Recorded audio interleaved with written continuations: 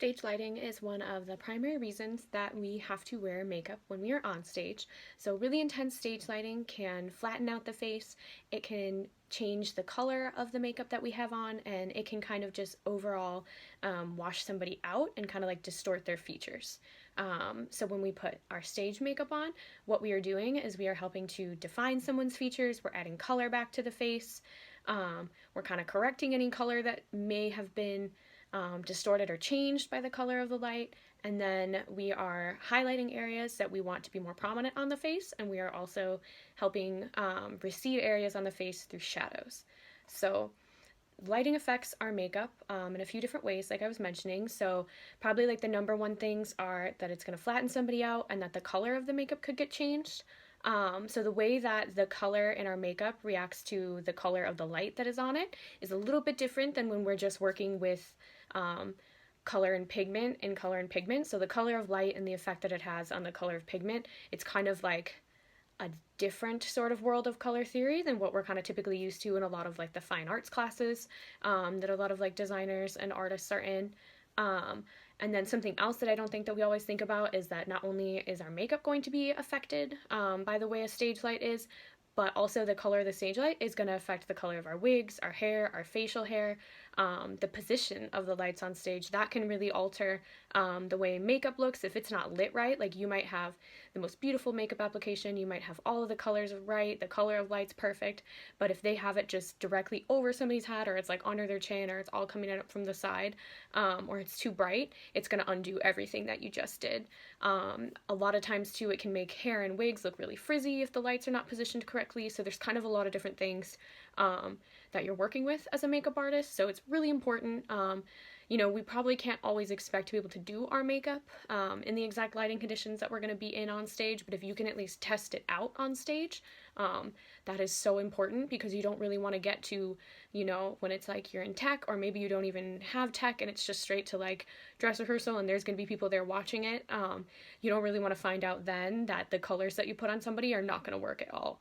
So it's really important to kind of test out your makeup in the lighting conditions they're going to be in. If you can recreate those to do the makeup in, even better. But most likely it's just going to be something that you test out at some point. If you're having a hard time trying to see if you really need to put somebody in makeup when they're on stage or not, send them out one night without any, and then have them with it on, like either like a little later in the night or maybe the next night of tech or something, and you will definitely see the difference, and it will be easier for you to understand why makeup is such an important part of our performances and why we need it. It's really important that it's possible for like lighting designers and makeup artists to work together. You know, you might not always be in a lot of contact with each other, but if you can kind of work together harmoniously, it's going to be a lot easier on both of you, and then hopefully it's not just on one of you to completely change everything to suit the other. Hopefully you can kind of come to like a compromise. Most likely you're not going to be able to design a makeup that's going to look perfect in every single lighting condition, so it's good if you can design something as far as like wigs and makeup, probably both. You should always be thinking of both of these things, because generally you're probably doing both if you are designing for a show. But really you want to try to design something that's going to be the most flattering, like in a universal way. So obviously on stage we have very dramatic moments sometimes where the lighting kind of sets the scene. So somebody's face might be lit really awful, but it could make them look super like spooky or something like that, and that fits what's in that scene, so that's okay. So there's certain situations where like the mood of the scene is going to be more important than maybe like the look of your makeup, and that's just something, again, that's really important for you and the lighting designer to kind of like communicate, just so that way, for lack of better words, nobody's left in the dark about anything, right? So it's really important to have a basic understanding of lighting. I don't think that anybody needs to be, you know, a makeup artist and a lighting designer, but just having a basic understanding of the way that the color of light and the position of light are going to affect our wig and makeup designs is just really important, and it's only going to help you more in your career and in your work. So probably the most important thing is that nothing has color until light hits it. So when you're looking at an object or you're looking at a makeup design that you did, if it was in complete darkness, you would see nothing. But as soon as light hits it, that light is going to reflect off of it, and you're going to see whatever colors are reflected back at you. So if all the light is absorbed, then you're just going to see black, total darkness. If all the light is reflected, then you're going to see white. If some rays are absorbed and then some of them are reflected, you will see the reflected rays. The reflected rays are going to be the ones that are going to determine the color. So if you're looking at an apple and it is red, when you look at that, it is reflecting red back at you and absorbing everything else. So that is why you see it, the color that you do. And then if colored rays of light fall on a pigment that is able to reflect them, then we see the color of light, right? So just kind of another way to say it. If they fall on a pigment that absorbs some of them, then the color is going to be distorted. So if I put like green light on that red apple, it's not going to, you're not really going to see anything because you need that red light in order to see that red apple properly. So basically, without light, we wouldn't see any of our makeup for what it is. So it's really important. And if you're kind of unsure about it, obviously I have this video explaining it, but there's a lot of like good like visual like videos out there that like lighting designers, and like there's like a Bill Nye video, and there's like ones that can show it kind of in action, because it's one of those things that I think you really have to understand what happens when you mix light with pigment color, and what happens when you mix different colors of light together. You really have to like visually see it, I think, to be able to understand it. Because I've been doing this for years and I still get really easily confused by it. So it's definitely, it's not the easiest thing in the world to understand, especially because it kind of goes against a lot of like what you traditionally learn in art once you get into like the color theory of it. But it is really important, and the more you work with it, the more it's going to make sense. So as far as color theory and light are concerned, your primary colors when you're talking about light are actually going to be red, green, and blue. So in lighting, red and green are actually going to mix to make yellow, green and blue will mix to make cyan, and then blue and red are going to mix to make magenta. And then when you mix all of them, it becomes white. So that's why it's a little bit different than the color theory we just did when we were talking about neutralizing and corrective makeup. So that's because lighting and the colors that we deal with in lighting, these are additive colors. So red, green, and blue are the additive color primaries. So basically, additive colors are created by a process that adds one set of wavelengths to another set of wavelengths. So basically, it's the combination of all of these different wavelengths of light that's going to create color for you. So they are created by adding colored light to black, and when you mix all three of those primary colors together, that's when you get white. So subtractive colors are created, so that's like kind of the other side of things. So subtractive colors are created by completely absorbing or subtracting some light wavelengths and reflecting others. So it occurs when like pigments or dyes or like some kind of colorant are like mixed together, or when you put like colored filters into like a single beam of white light. That's when you're going to start to see like subtractive color mixing happening. So those have different primaries, so that's where it gets confusing as well. So cyan, magenta, and yellow are the subtractive primary colors. If you overlap all three of those equally, then you're going to create black. And subtractive colors actually begin as white. And so when you start adding in like different filters to this white light, then the white is able to take on the appearance of color. So it's a little bit confusing. That's probably one of the hardest concepts, but looking up visual things for it and like diagrams and things helps so much, and really just like physically playing with the lights as well also helps it make a little bit more sense. So white light is the most versatile color of light to work with because it can reflect every single color back. And because of this, your makeup is always going to look its truest and its best when you're under white light. So a given color of light will cause a similar color of pigment to become higher in intensity, whereas a complementary color of pigment will be lower in both value and intensity. So basically, if you shine red on red, it's going to be more intensely red. But if I shine green on red, they're going to kind of like gray out and neutralize because it's lowering all that intensity.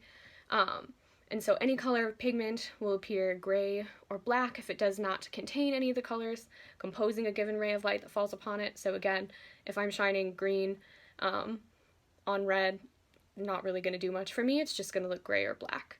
And then again, I think one of the best ways too that for you to see this, I think as a makeup artist, is if you can like just take like a photo of like either your makeup or someone else's makeup or hair color, whatever you have, and if you like add a bunch of different filters to it, either on like Instagram or like Photoshop or whatever you have, and you do ones that are like really cool, kind of neutral and warm, that will really help you understand all those concepts, because again, just kind of like reading them and like hearing them, I don't think it makes as much sense as like physically seeing them happen.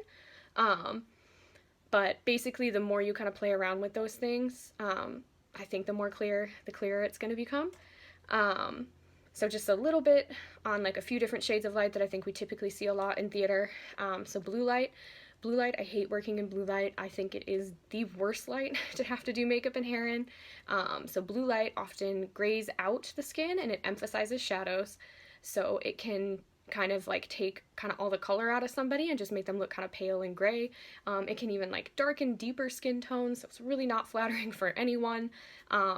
It can make shadows worse because if you have under eye circles and blue hits that, well great, it's gonna really pop it, because it's the same color of light hitting that same pigment, so it's gonna emphasize a lot of the things that we don't necessarily want it to emphasize. And basically all of like the warmth in your skin tone is getting absorbed because there's nothing in that blue light to reflect it black, and you're really just seeing like this gray and this darkness. And for certain scenes it might be like cool and maybe like for some special effects makeup, but generally speaking, it just makes things really complicated trying to do age makeup and like white out somebody's hair. I had this experience once where it just made their hair look black and they thought I wasn't doing any makeup or hair on them, and they were completely aged. So blue light, a lot of people use it because it's a cool like dramatic effect, but just know it's going to be really hard when you are doing makeup under it. Violet light is like a little bit of a better option, so it can kind of give you the same sort of like vibe that blue light will, but it's going to be a lot better for deeper skin tones because there's so much more red in it that you're going to retain a lot of the warmth, and it's not necessarily going to like deepen or like darken their skin tone, or like gray them out and like ash them out the way that blue light would. The only thing you have to be careful of is that this added warmth, if somebody already has a lot of like red in their skin, or if you put like a very red blush on somebody, it's going to pull even redder and warmer, and it can like increase like unwanted redness like rosacea or something in the skin. And then you have yellow light. So yellow light is a nice light to light things in. Like if you can't have white light, yellow light works really nicely, just because it's pretty close to white light. It doesn't have a lot of like cool blue in it, so that's a good option. If something is too yellow though, that can make somebody look sickly, so you would want like a very pale yellow light. Orange light can be really nice. That can be sort of like a sunrise, sunset, or like a candlelit dinner, sort of a vibe that's going to give off. But again, that's one where if it's too dramatically orange, it can pull too much warmth in somebody's skin, and you might, if they have rosacea or acne, it could make that look a lot more intense than you want it to. Or if you did like a beard cover on somebody or like a tattoo cover on someone, if it can detect any of that orange, it's going to pull it out, and it's going to make it a lot more obvious than you're going to want it to be. So really, if you're like, well then what makeup is best? Yeah, white light is great, right? But like, what light source is that? So I think now there's a lot more like light that's like commercially available. So if you're just like doing makeup on someone or photographing it, that's going to be different than when you're on stage. I don't think we have pure white light a lot on stage, but basically a warm white light, or even like sitting in front of a window and getting like a natural light source, that is going to be the best lighting to apply your makeup in if you're really looking to see like the truest look of your makeup, because the natural sunlight is going to provide the most accurate reflection of your face. So if you're really looking to make sure that your face looks like flawless, like in reality, that's going to do it for you. If that is not an option, if you do a warm white light that's LED, that's going to be really great. Some LEDs go really blue, so I would be cautious about that, because I've worked with some people that were really struggling with that, and trying to like undo all the blue in it. So you want one that's like a warm white light. You want to make sure you stay away from like fluorescent lighting if possible when you're applying makeup on somebody, because it's usually just really unflattering. A lot of times that's what you see in like offices, or I even think like a lot of classrooms and things have that. And it creates kind of like a green cast on the face, and it can pull a lot of the warmth out. So sometimes it makes you put way too much makeup on because you're kind of overcompensating for what you think isn't there, when it's really just the lighting that's kind of messing with everything. Again, if you do overly yellow light, that could make you look sickly and tired kind of, so you might end up putting on way more like concealers or highlighters or something than you need to, and then it'll be way too much when you get into like a change of lighting. And then if you do lighting that's like too warm or like too pink, it can make you think that your skin looks like glowier and healthier than it is, and then you'll realize that you didn't put on enough makeup once you get into like a different lighting situation. Um, so that's a lot kind of like about like the colors of light. So let's talk a little bit about like the positions of light. So like I mentioned in the beginning, you could have the makeup perfect, you could have the colors perfect and the lighting and the makeup, but then if it is not lit from the correct direction, and I think this is one thing maybe less you'll run into on stage, but more you'll run into when you're trying to just photograph your work, or if you end up working in like makeup for photography, or if it's like a photo call or whatever it is, you can have this perfect makeup and you see it correctly, but if they are not like the model's not standing in the right position, or if you're not holding the camera at the right angle, or like the flash should be on and it isn't, or it shouldn't be on, or if the lighting isn't right, it can take a beautiful makeup and just like destroy it. So it's really important that you have a basic understanding of like the direction that you should be lit from. Ideally, you're gonna have like multiple lighting angles, like that's why ring lights are so nice. So many people love them because it's lighting your face from so many different angles. If you just have lighting coming at you from straight on, a lot of times that's what's going to kind of flatten you out. And then you don't necessarily want it to be all behind you either. So that could be something that's done a lot when you need like a silhouette effect, which can, again, it can be really great for like specific scenes because it can really add like a good mood to something. But on people, that kind of kills all the features on the face. You don't usually see somebody's like face at all sometimes, depending on how intense it is. And two, for hair, it can have a really negative effect on hair. It can make hair and wigs look really frizzy, even if they aren't. And then it can also kind of accentuate bald spots and thinning hair too. So backlighting someone completely, really not great. Downlighting isn't great. You really don't want to just have everything over your head because that's going to create wrinkles that might not be there. It's going to emphasize wrinkles that might be there. It's going to really emphasize any like under eye shadows or anything. Side light or like cross light's not necessarily great either if that's like the only thing that's coming at you, because that can create really odd shadows on the face sometimes. I think more commonly you see like a lot of side light in like dance, because it creates really like beautiful shadows on like the body and things like that, but for the face, at least in regards to makeup, it is not always something you want to photograph in. So again, if you're trying to get like a good clean shot of your makeup, you really want to have multiple angles that you're like photographing it from, or even like doing makeup. I think it's good. Again, that's why everybody has like those ring lights now, or like I have a little ring light and then I have another like light above me, and then sometimes I have like the window open too, and have like the curtains drawn. Like the more light that's coming at you from different angles, the better off you're going to be, just because as you move around, or like the actress is moving around, the light kind of has to move with them, and it's not always going to do that when they're on stage. But if you're just trying to photograph something for your portfolio or like website or whatever, try to get them from different angles, just so that way you have a good representation of what your work really would be if you had the chance.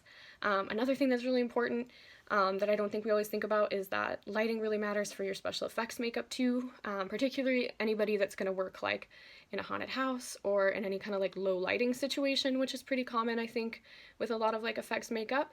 You usually have to like punch the colors a little bit brighter. So a lot of times for haunted houses, they're going to use like these really bright colors of blood, which if you saw in regular lighting, they kind of look like fake. Or I've even worked with clients before that had to mix like a UV paint into blood just because it was so dark in their theater that they had to have that really, really vivid like fluorescent UV color in order for it to show up at all. So that's something to think about. The darker it is, the lighter your blood needs to be. And then two, if you are working in a situation with UV reactive makeup and UV lights, the two need each other, right? So if I have a UV light and I put regular makeup in it, it's going to do nothing. So if you want something to show up, you need to also use UV reactive makeup. So sometimes you can layer that underneath your regular makeup, depending on what the effect is. Sometimes I just add it into blood again, so that it can be more vivid. But don't forget, when you are working in effects, you have to treat it the same way that you would if it was just like beauty makeup or like a character makeup or something. If you are doing makeup that is specifically for like an outdoor like theatrical event or like an outdoor wedding or whatever it is, always check the makeup outside, because the way it looks outside is going to be completely different than the way it's going to look indoors. So a lot of times like my makeup indoors will look like too intense and like I'm wearing way too much, but then as soon as I get outside and it's like bright sunlight and if there's like photography happening, my skin tone looks normal. So it's really important to check those kinds of things. If you're doing any kind of like tattoo cover or like beard cover or intense corrective makeup, always check that in whatever lighting that you're going to do it in, just because I've had shows before where in the dressing room somebody's tattoo cover looked perfect, it was great in every scene, and then the blue light hit it and it was like a glowing like orb on this person's chest because it was pulling like the little bit of blue that was in the very pale skin tone we had to put over it, and it was just like the most obvious thing in the world. So it's one of those things that if you can't check it in every single lighting situation, check your corrective makeup, especially stuff like that, but all of your makeup, check it in like the most intense lighting situation, and if it can survive that, it should be fine in everything else. So I would maybe talk to your lighting designers and find out if there's going to be any blue or violet light, and hopefully they'll let you test out specific things in that if those specific makeups are going to be seen, just because you don't want to find out when it's too late that it looks awful and you need to start over. So be really careful about that kind of stuff. If it is really confusing, you can get, like, you can buy like your own lighting gels. Like I just have these little like sampler packs and stuff, and you know, this isn't big enough to like put in a light or anything. But I've held this over makeup before, like just to see like how is this gonna look. So like, okay, my lips look really red in this. I put this over it. It's basically just black. And if I do one that's like a little bit lighter maybe, so it's like easier to see. Okay, so I have really red lipstick and then I put this over it. That darkens it a lot and it doesn't look the same anymore. So it's really important, if you're having a hard time understanding that. These weren't super expensive. They're just like Roscoe ones, and you can just get those little booklets. It's got all the colors in there, and this can kind of help you just figure out what's going to be flattering and what isn't.